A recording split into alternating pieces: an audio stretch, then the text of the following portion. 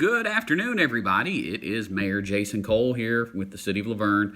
I am at home recording this and wanted to give you an update as to what all is going on with the city. Last night we had Planning Commission meeting where we had two items moved forward, and the first one is Pool and Spa Depot. That went through with no problems. They are essentially expanding their existing footprint to add more retail space so they can sell more pools here in the city. And so all issues were addressed, and that was passed through. The next one was the Dollar General on Stones River Road. That did pass with a 4-3 vote. Alderman Coates, Diane Sanders, and myself all voted against that. Unfortunately, I missed part of the workshop. We had a medical emergency at City Hall that I had to be on site for. So as a result, I wasn't part of that discussion at the workshop. So I brought up my concerns, which is some turn lanes on Stones River Road. I know we already have road work planned through there where we're going to have to replace that water line. So I've got concerns with that, as well as some buffering. And for me, that wasn't resolved. So I did vote against that. I'm sure Alderman Coates can go into his reasons, as well as Ms. Sanders, but it passed 3-4 votes, so that is moving forward as well. The Board of Zoning Appeals met as well, and they addressed some issues with signage exceptions that were being requested by Racetrack, by Amazon, and a few others. So I believe those got resolved. I believe the Amazon one was a pretty close vote from what I've been told. So moving on, tomorrow night we have the Board of Mayor and Alderman workshop. Got the agenda here, and I've been going through it and just highlight a couple of things. Of course, we've got a lot of consent agenda items, such as fireworks, bids, the repairs for the Laverne Library roof, fire department vehicle, a amazing piece of equipment for the police department, a 3D scanner, 3D laser scanner, so they can actually scan an entire crime scene. That's awesome to me. I think that's pretty cool. Of course, we've got a grant on there, a state grant. Lets us do the DUI checkpoints. It pays for that overtime. We've got some contract stuff with Resurrection Band for Old Timers Day, the CARES Act funding for the senior centers, which is about $5,000 additional dollars. Great that we can get some extra funding for the seniors. I absolutely love that. We've got some engineering work that's going to work on some sewer line improvements around Waldron and the mid and upper Hurricane Creek area. And we also have a dark fiber agreement, which is going to help our police department with a better, more secure 911. We do have one rezoning. It is a industrial piece of property off Dick Buchanan that is basically wanting to stay industrial. They're going from I-3 to I-2. So it's I-3 is special use industrial. I-2 is heavy use industrial. They're just trying to clean up their zoning on that. This is the place that came before the board a couple of years ago wanting to do pallet refurbishing, and they've since decided not to do that. Now they're going forward with kind of a have some offices there, have some deliveries there via tractor trailer. So that's coming in. We're going to discuss a fiscal year budget, which is for that library roof, which I mentioned earlier. Also, our streets department, the tractors there, they're not going to make it. So that's going to be a discussion item. We've got some items for surplus, a police department vehicle, about 80 weapons, which we're going to trade some of those for ammo. Let's see here. We've got a resolution to authorize special military leave, which is already something that is provided in our personnel policies. So this is just a formality for when we have some people going on special military leave. We will have the updated master plan. When the night before we met last month or the month before when we discussed the master plan, I'd actually shared out some new survey, and we've gotten a lot of results off of that. So rather than go ahead and adopt it with the prior information, I asked that they go ahead and consolidate all that information together so that we can get the most up-to-date information, and that will be that'll be up for discussion. We do have one term vacant on the Industrial Development Board. That was where Graham Coates was, since he is now an alderman. That position is open, so applications are welcome all the way up through close of business on Monday, next Monday. So if you're interested in the Industrial Development Board, you can print off the application at lavernetn.gov under Boards and Committees and turn that into Bruce Richardson. We will have two discussions. This is probably what's going to take up, these two discussion items are going to take up a large portion of this meeting, and they should. So the first one is discussion on impact fees. Now, we discussed impact fees 2 months ago, but they did not come back on the agenda the following month. The reason for that is I've asked for some specific calculations based on percentages to be put together and provided to the board.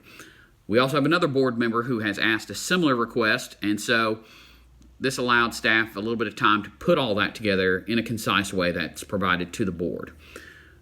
From that conversation, I can't guarantee it, but I would like to see us come to at least some sort of an idea as to what this should look like so we can go ahead and have this on the agenda to vote on new impact fees. So I'm sure that will go around. The second one is one that the city administrator, Bruce Richardson, and I have been talking about and discussing for months, trying to get all the wording right and updating it. So it's a discussion on transient vendors and door-to-door solicitation permits. So let's break apart each one of those. So first off, the transient vendors. It's going to update a lot of our language. One thing that I want to take out of this is for transient vendors, they have to put forward a $1,000 surety bond. Now, if you're wondering what in the world a surety bond is basically if something happens and you need to sue them, you have up to a $1,000 bond to sue. The problem I have with the surety bond is that it has we've never had a situation where anyone has sued before any of these transient vendors, and it's just a lot of work for them to go get that. These are small mom and pop local guys doing this. So I'm proposing that we remove the surety bond out of this as well as update that language. The other part of it, which is one I know many people in Laverne have felt the pain on, door-to-door solicitation. So what this does, this chapter, because it's going to break these apart as two separate chapters in our paperwork. First off, it's going to change the permitting price to make it so that we're not just losing money on this. This should not be something that the city is looking to make money on, but we also shouldn't be losing money.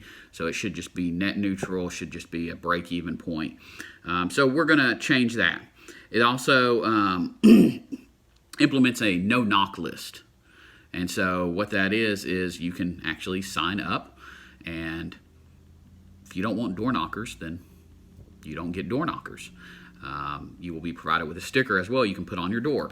If any of these applicants come knocking at your door, it can actually cause them to lose their permit, and they won't be allowed to do that anymore. And then, of course, they can be fined. It also opens up the door because essentially this can be enforced by any staff. So rather than just waiting on the police who may be responding to any mandate of issues, this opens it up so that we can have anybody help out with this. Enforcement is a big part. There's really no point to any of this if we can't enforce what we're passing. It also adds in there where the city administrator, if we start receiving complaints, he can suspend any of their badges or their permit as a whole. This also does get rid of the surety bond for the door-to-door solicitations too. So it gets all the surety bond information out of there. Breaks it into two concise groups. The no-knock list would be set up, and then we've already looked at stickers that, again, you would be able to put on your door, and they would know they're not to knock on your door. I think this will save a lot of people some headache, and it'll give the city a little bit more teeth to be able to deal with some of the issues that we've had with some of our door-to-door solicitations. We've had some great companies. We've had some not so great companies. This is just helping us, again, to modernize and update our ordinances and make it concise with today's language, today's situations, versus holding on to what's been going on years in the past. That is about it for the agenda. Of course, we will have departmental reports. We'll have a certificate of recognition, which should be nice. Randy Berg from Grace Church will be doing prayer. And, of course, the meeting starts October 1st at 6:30. I would absolutely love it if you could show up. I know we've pushed the meetings back whenever I first came in as mayor in an effort to try to get more people to come to those board meetings. And sadly, it honestly hasn't happened. I don't know if you're utilizing technology more or what, but we would love to see you down there and hear your voice, because we're here to serve you, the public, and we need to hear from you to be able to do that. Not just whenever you're upset, but at all times. And so keep that dialogue going back and forth. That's another reason why I'm doing these videos now, is I'm trying to encourage these interactions, whether they're through YouTube, through Facebook, Twitter, anything. A few of y'all even on Snapchat. So definitely want to encourage that engagement and that involvement. What are you looking for? What are you hearing? Talk to me. Leave me some comments. Comment on this video. Tell me what you're looking to see improved upon or done here in the city. And as always, I will absolutely respond. And, if I have to come back to you with some answers, I absolutely will. But that's part of it. Again, thank you all for viewing this. Definitely be sure to click the subscribe button. If you click the notification button, that will let you know every time that I post a video. So I try to do these once a week or so, but please make sure you subscribe. Go ahead and turn on those notifications, and throw a like on this video. That helps me a lot. That helps to get more traction, lets YouTube see what all is going on. So as always, I'm your faithful mayor. If I can help with anything, feel free to reach out to me. My email is jcole, J-C-O-L-E, @lavernetn.gov. My city cell, 615-308-3565. Feel free to call me anytime. As long as I'm awake and not in a meeting, I will actually respond. Hope you have a great day. God bless. Bye-bye. One other thing that I failed to mention when going through the agenda that was announced today, so excited for, but we will be reopening the Laverne Senior Center. All the constraints have come down from the federal government, so there will be a few limitations with as far as social distancing and the number of people in the facility. But next Wednesday, the Senior Center on October, I believe, 7th, will be opening. Let's check that date. Is that the 7th? It is the 7th. We'll be reopening. That'll be a half day on Wednesday and Thursday. And then the following week, we will go back to regular operating hours. So for all of my seniors, I know y'all have been calling. I've had y'all talking to me at the farmer's market, out at the store. I know Melissa and Linda have gotten lots and lots of messages on this. We are absolutely thrilled to be able to offer this back to you again. We've been making lots of improvements, and we're excited. We're excited for you. I hope to be down there on Wednesday to say hello and greet some of y'all for a little bit, and we're really stoked. So, thank you.